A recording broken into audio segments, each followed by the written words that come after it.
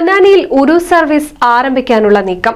ചരക്ക് ഗതാഗതം ലക്ഷ്യമിട്ടാണ് ഉരു സർവീസ് ആരംഭിക്കാനുള്ള സാധ്യത തേടുന്നത്. പൊന്നാനിയിൽ നിന്നും ലക്ഷദ്വീപിലേക്ക് ചരക്ക് നീക്കം ലാഭകരമായി നടപ്പാക്കാനാകുമോ എന്ന സാധ്യതയാണ് തേടുന്നത്. പൊന്നാനി തുറമുഖത്ത് കപ്പലടുപ്പിക്കാനുള്ള സാധ്യതകളുടെ മുന്നോടിയായാണ് ഉരു സർവീസ് ആരംഭിക്കാൻ നീക്കം ആരംഭിക്കുന്നത്. ഇതുമായി ബന്ധപ്പെട്ട് ബേപ്പൂരിൽ സർവീസ് നടത്തുന്ന ഹൈലൻ സെറാമിക്, KP സ്റ്റോർ എന്നീ കമ്പനികളുടെ പ്രതിനിധികളും പോർട്ട് ഉദ്യോഗസ്ഥരും പൊന്നാനിയിൽ സന്ദർശനം നടത്തി.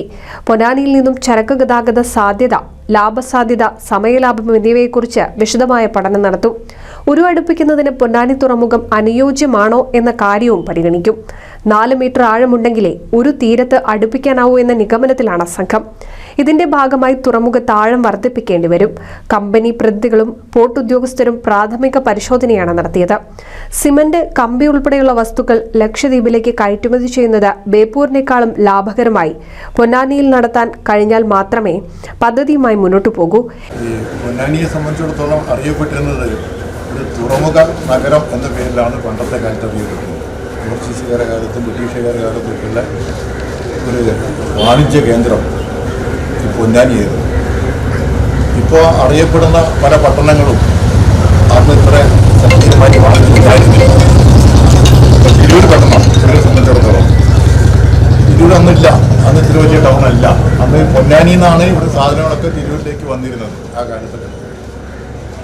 അപ്പോൾ പൊന്നാനിൻ്റെ പ്രതാപം വീണ്ടെടുക്കുന്നതിൻ്റെ ഏറ്റവും പ്രധാനപ്പെട്ട ഒന്നാണ് ഇവിടുന്നുള്ള ഈ തുറമുഖം പ്രവർത്തനം പുനരാരംഭിക്കുക, അല്ലെങ്കിൽ തുറമുഖം ഇവിടെ സ്ഥാപിക്കുക എന്നുള്ളത്. ഇതിന്റെ വിശദ ചർച്ച വ്യാഴാഴ്ച ബേപ്പൂരിൽ നടക്കും.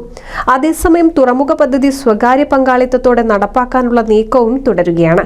പൊന്നാനിയിൽ കപ്പൽ ചരക്ക് നീക്കവും ടൂറിസം പദ്ധതിയും മുന്നിൽ കണ്ട കപ്പൽ ടെർമിനൽ നിർമ്മിക്കുന്നതിനും നടത്തിപ്പിനും സ്വകാര്യ കമ്പനിക്ക് ചുമതല ഏൽപ്പിക്കാൻ തീരുമാനിച്ചിരുന്നു. പദ്ധതിക്ക് സർക്കാർ അനുമതി ലഭിച്ചതിനാൽ ലാഭകരമായി നടപ്പാക്കാവുന്ന പദ്ധതിയെക്കുറിച്ച് വിശദ പദ്ധതി രേഖ തയ്യാറാക്കും.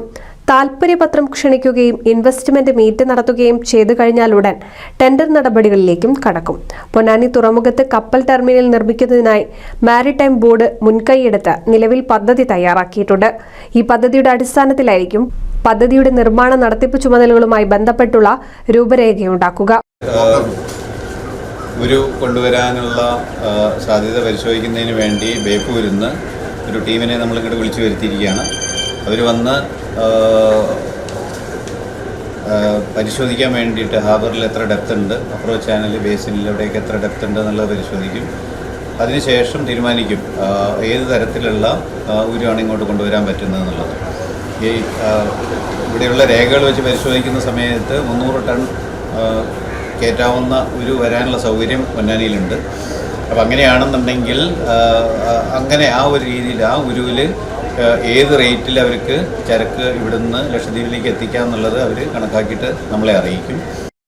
ഉരു സർവീസ് ആരംഭിക്കുന്നതിന് മുന്നോടിയായി നടന്ന സന്ദർശനത്തിൽ പി നന്ദകുമാർ MLA, പൊന്നാനി നഗരസഭാ chairman Sivadas Attupuram, port officer captain Hari, Achyutha Warrier, regional port officer Prasad തുടങ്ങിയവർ പങ്കെടുത്തു. NCV news, Ponnani. പല വമ്പൻ പട്ടണങ്ങളെയും ഇളക്കിമറിച്ച വസ്ത്രമഹാത്ഭുതം ഇപ്പോൾ എടപ്പാളിലും. ഡൽഹി, കൊൽക്കത്ത, ബോംബെ, സൂരത്ത്, അഹമ്മദാബാദ്, ഈറോഡ്, തിരുപ്പൂർ എന്നിവിടങ്ങളിലെ ഫാക്ടറികളിൽ നിന്നും ഉൽപാദനത്തിൽ കൂടുതലായി വരുന്ന വസ്ത്രങ്ങൾ ഉൽപാദന വിലയിൽ നേരിട്ട് വിറ്റഴിക്കുന്നു. ഈ വിറ്റഴിക്കൽ മഹാമഹം സ്റ്റോക്ക് തീരുന്നതുവരെ മാത്രം. ആദ്യമാദ്യമെത്തി വസ്ത്രങ്ങൾ കരസ്ഥമാക്കാൻ ഏവരെയും ക്ഷണിക്കുന്നു. വസ്ത്രമഹാത്ഭുതം, Edappalayam ground, grand Dubai mall എതിർവശം, തൃശൂർ റോഡ്, എടപ്പാൾ.